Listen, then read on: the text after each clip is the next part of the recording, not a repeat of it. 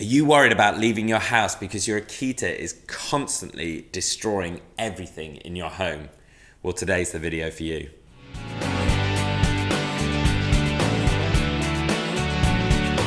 Welcome back to the Fenrir Akita Show. My name's Joe and I'm a certified canine leader here at FenrirCanineLeaders.com. We are dedicated to helping you learn everything you could possibly want to know about the Akita and then how to become a high-level canine leader so you can raise your very own. If you're new here, don't forget to subscribe and turn on that notification bell so you never miss a future upload right here. Having an Akita can be an absolute delight, but when they're destroying absolutely everything in your home, it is not a good situation to find yourself in. You'll not ever want to leave the home because this beautiful breed can cause some absolute havoc in your home of destroying things. So today we're going to be tuning into a webinar which the CEO and founder of FenrirCanineLeaders.com, Will, has recorded all about your dog destroying things and how to deal with that situation and how to put training tips straight in so that you can deal with that with your Akita. So over to you, Will.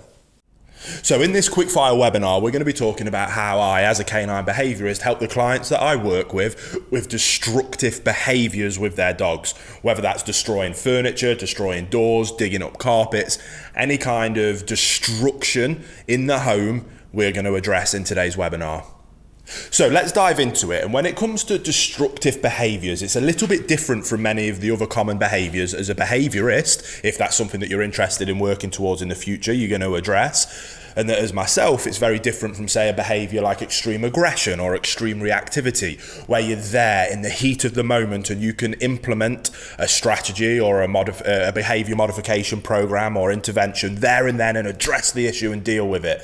Destruction tends to be an issue when people go out to work and they come home and the home is destroyed. So we have to address it in a little bit of a different way. And oftentimes it's more around the management of a behaviour as opposed to being able to correct the behaviour. Now let me explain what I mean. First and foremost, we have to understand where is it that a destructive behaviour comes from.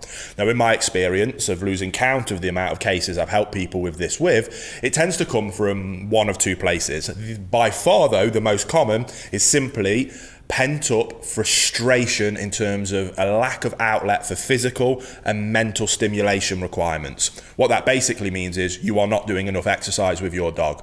If you go out and do more exercise with your dog, give them more mental stimulation, enough that truly satisfies them every single day, depending on their breed and specific requirements for them as a dog, that will 9 times out of 10 address the problem of destructive behaviours. Now, sometimes people don't want to hear that. What they want is for me as a behaviourist with the reputation that I've got to be able to come in and may wave a magic wand. They don't have to do anything for their lifestyle and I fix their broken dog. Their dog isn't broken. The dog is simply bored and frustrated. We need to give them a positive outlet for that frustration and that will address the problem. So we're going to significantly increase the amount of exercise we're doing and significantly increase the amount of mental stimulation that we're giving them. If you're prepared to do that, 9 times out of 10 you're going to solve this problem. Now if you want to do that in more of a professional setting, you're going to have to develop the people skills of being able to get that across to your clients in a way that first of all won't upset them by simply calling them out and telling them that they're the problem, but helping them see that that's the case and helping them come up with a process and a program of how it is that they can quickly and efficiently be able to provide additional exercise and mental stimulation. And that's where you can develop different strategies around quick fire ways of exercising dogs, quick fire ways of providing more mental stimulation for them.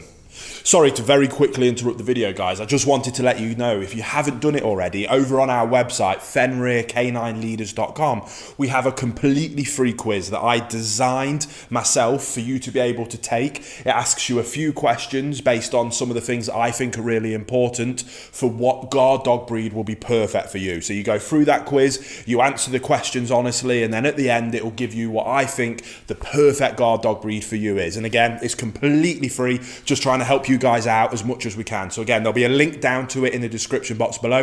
If you haven't done it already, go, even if you're not necessarily interested in getting a guard dog breed anytime soon. I know a lot of people have found it really fun just to see what kind of breed I would recommend for you. So get stuck in, go and have a look. But without further ado, we'll get back to the video you were just watching.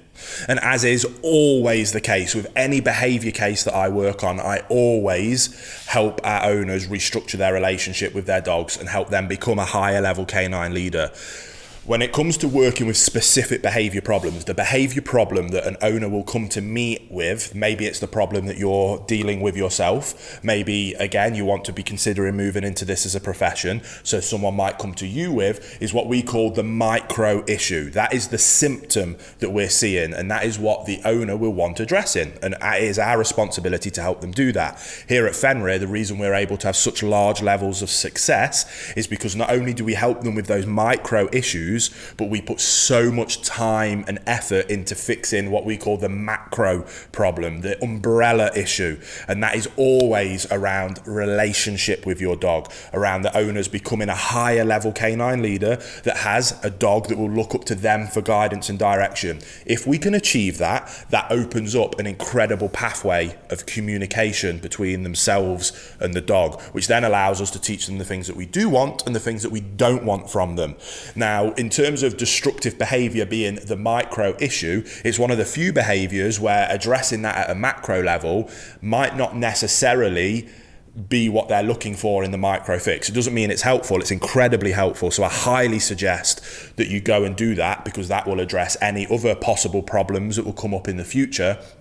So this could be an excellent opportunity to either help yourself, if you're watching this from that perspective, or to help a client be able to go to that next level, and that will just make them happier and their dogs happier in the rest of their life. But when it comes to destructive behaviors in particular, because they usually happen when you're not there, the only real way that restructuring that relation helps is with anxiety. Now, like I say, destructive behaviors, vast majority of the time, comes from a lack of physical and mental exercise. If it's not that and the behaviors still continue, then oftentimes it comes from a place of anxiety. The dog is stressed and anxious. That anxiety tends to come, usually all of the time, comes from a lack of leadership. If a dog has a calm, consistent leader in its life that it trusts implicitly, they have no reason to be anxious. Then, as long as they're getting plenty of exercise, they'll happily relax and calm down. That's why we focus on those two things first. Then on top of that, or why we're going through that process, because to restructure that relationship, we use our boot camp process. Again, if you're interested, the online version of that is down in the description box below, but we go through that process, but nothing happens overnight, and that can take some time.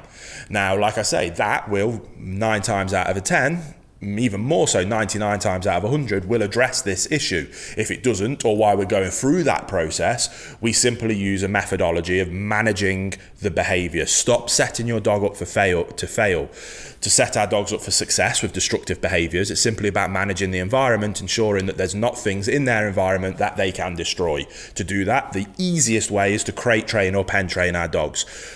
Let me start by saying that it is not cruel whatsoever. If you get a dog and stuff it in a crate that's never been in there before, you're a poor leader, the dog is already anxious, you're not giving it enough exercise as it is, so it's already got pent up frustration, physically, mentally, and on top of that, anxiety from a lack of leadership, then you leave them in there for 10 hours, then we've got a problem. But that's not necessarily the crate's fault. Again, that's a macro problem that we need to address. If you are a calm, consistent leader, providing your dog with plenty of exercise and leaving them in a crate for an appropriate amount of time, 3 to 4 hours at a time, before letting them out for an additional bit of exercise before going back in, then there is absolutely nothing wrong with using a crate, and a dog will love it. Dogs are denning animals. I like to cover crates with a big towel or blanket to make it nice and dark, put a nice bed in there so it's nice and cozy. Nobody else can ever go in that crate. That's the dog's special, safe, calm place for them to go, take themselves away and relax. That is what we're looking at achieving, and that's what we're looking at doing. to help with destructive behaviours. If we can get the dog to learn to love their crate, which is very easy if we follow that basic methodology, we leave them in there with a frozen Kong, get a Kong toy, stuff it full of some meat pate, chuck it in the freezer. Then before you go out, 10 minutes before you go out, let them sniff the Kong, put the Kong into the crate, shut the crate door so they can't get in there. And I promise you do that every time, your dog will be begging you to go away so that you can let them in the crate and shut them in there with that Kong. They'll look forward to that time alone. You add that on top of exercise, they go in, the Kong provides additional mental stimulation while they work their way through it. Happy days, everyone's happy. The dog then works their way through the Kong. Oh, I'm knackered now, I'm just gonna have a little sleep until the boss comes home. You come home, do a bit more exercise. Again, it's not rocket science. Add in more exercise, add in better leadership, control the environment, nothing in your house ever gets destroyed again. It's not rocket science. The theory is simple and straightforward, just requires a little bit of commitment and dedication and leadership on your part if the owner, or helping your clients' owners be able to implement those kind of basic strategies just with dedication and commitment to the desired outcome, which is having a perfect dog, which you will have if you put in that effort. So I hope that was helpful. Go away, get stuck in, start implementing those things, and I promise you're going to achieve incredible levels of success. There you go, guys, some really useful tips that you can start using straight away with your Akita so that you'll be able to leave the home and know that they won't destroy your house. I really hope you enjoyed today's video. If so, make sure you get involved in the comments down below, as we would love to hear everything about your Akita and how your training's going. We would love to hear about it. Don't forget to subscribe and turn on that notification bell so you never miss a future upload right here, as we have 2 dedicated videos coming here every single week, and I can't wait to see you in the next episode of the Fenrir Akita Show.